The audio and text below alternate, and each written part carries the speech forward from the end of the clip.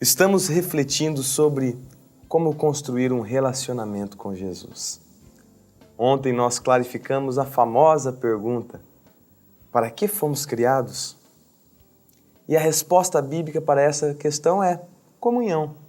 Fomos criados para termos comunhão com Jesus. Tendo ficado claro que fomos criados para um relacionamento e um caminhar contínuo com Cristo, eu quero continuar ajudando você a desenvolver esta relação, apresentando um dos grandes inimigos deste relacionamento.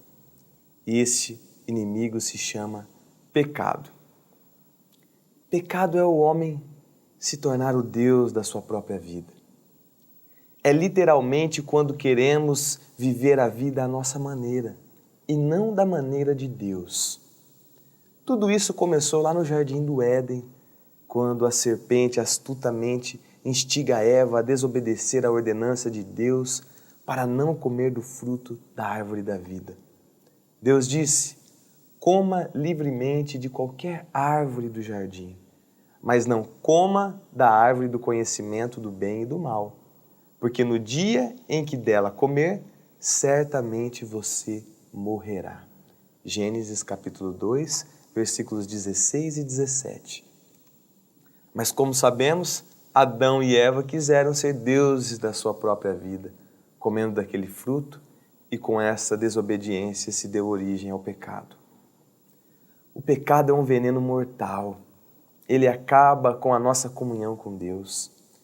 Isaías capítulo 59, versículo 2 diz: mas as suas maldades separaram vocês do seu Deus. Os seus pecados esconderam de vocês o rosto dele, e por isso ele não os ouvirá. Nossos pecados nos separam de Deus. Nossos pecados geram um rompimento da nossa comunhão com Ele. E com isso, Ele não nos ouvirá. Esse rompimento também ocorre entre as pessoas, com inimizades, amarguras, desavenças e tantos outros males. Nossos pecados nos enganam e nos corroem por dentro. Davi, no Salmo 32, é enfático ao descrever como ele se sentiu quando escondeu dentro de si os seus pecados. Enquanto escondi os meus pecados, o meu corpo definhava de tanto gemer, pois de dia e de noite a tua mão pesava sobre mim. Minha força foi se esgotando como em tempo de seca. Salmos 32, versículos 3 e 4. Este é o resultado na vida de alguém que nutre o pecado em seu coração: angústia e sofrimento. Todas nossas ações criam reações. Toda escolha tem consequência, positiva ou negativa. Contudo, o pecado só pode gerar o mal. O pecado contamina o homem e o afeta em sua totalidade. Gálatas capítulo 5, versículos 19 e 21, descreve como são as obras da carne, fruto de um coração corrompido pela podridão do pecado. Veja comigo. Ora, as obras da carne são manifestas: imoralidade sexual, impureza e libertinagem, idolatria e feitiçaria, ódio, discórdia, ciúmes, ira, egoísmo, dissensões, facções e inveja, embriaguez, orgias e coisas semelhantes. Eu os advirto, como antes já os adverti, que os que praticam essas coisas não herdarão o reino de Deus. O pecado cresce e nos escraviza. E quanto mais nos envolvemos nele, mais presos ficamos.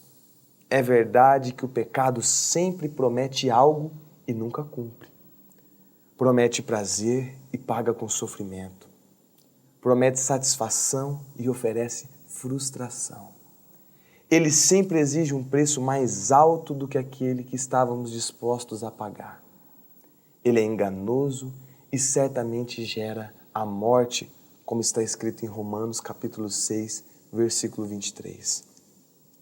Pois o salário do pecado é a morte, mas o dom gratuito de Deus é a vida eterna em Cristo Jesus, nosso Senhor. O salário que o pecado nos paga é a própria morte. Contudo, a vida eterna em Cristo Jesus é gratuita. Que coisa maravilhosa! E para isso o pecado precisou ser punido. Mas como é grande o amor de Deus para nós! Ele mesmo enviou o seu único Filho para morrer por toda a humanidade, para morrer a nossa morte. Em João capítulo 3, versículo 16, está escrito: porque Deus tanto amou o mundo que deu o seu Filho unigênito, para que todo o que nele crê não pereça, mas tenha a vida eterna. No pecado não há comunhão com Cristo, pois o pecado nos afasta dele. No pecado não há esperança para o homem, mas em Jesus há esperança, porque a coisa que ele mais quer é que nos voltemos para ele, para continuarmos na construção deste relacionamento. Jesus tem sempre perdão. Jesus tem vida a oferecer. Em Jesus temos a oportunidade de recomeçar. Ele morreu para que os nossos pecados fossem perdoados e nossa dívida quitada. Como afirma Romanos capítulo 8, versículo 1 e 2, portanto, agora já não há condenação para os que estão em Cristo Jesus, porque por meio de Cristo Jesus a lei do Espírito de vida me libertou da lei do pecado e da morte. Estamos livres de toda a condenação. Em Jesus somos livres da escravidão do pecado. A comunhão é restaurada e podemos viver de fato a vida que fomos criados para viver em Jesus. Por isso, meu amigo, minha amiga, fuja do pecado. Encare o pecado como um inimigo, o seu maior inimigo. Fortaleça-se no seu relacionamento com Deus.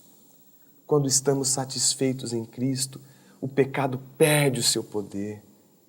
Invista neste relacionamento com Jesus e você vai viver uma vida melhor.